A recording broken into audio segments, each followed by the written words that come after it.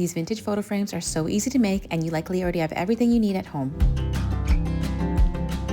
I'm partnering today with AdTech to show you how. I start by making a paper template that fits my photo, then I trace and cut 2 versions onto cardboard, one with a cutout center and one without.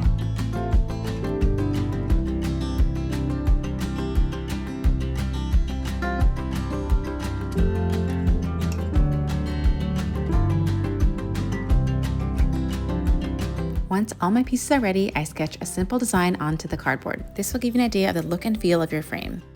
Then, using a hot glue gun, I carefully trace over my design to create a raised embellishment effect. Don't worry if the glue is not exactly to your design. Trust the process here, because once you start painting, everything comes together and your frame becomes one cohesive piece.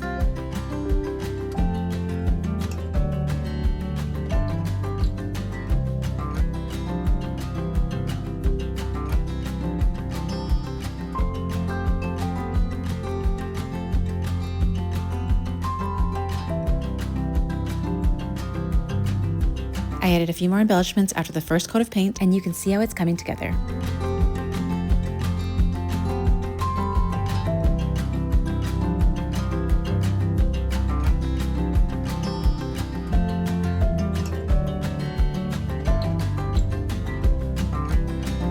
For the back, I cut cardboard strips to fit around the photo and glued them onto the back piece.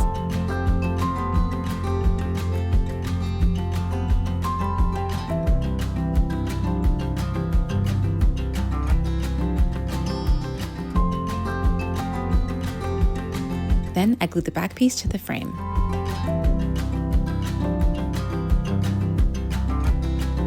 And that's it, you're all done. This would make such a great gift or a cute piece of home decor. And I love how you can swap out the photo so all your memories can be a little piece of vintage art.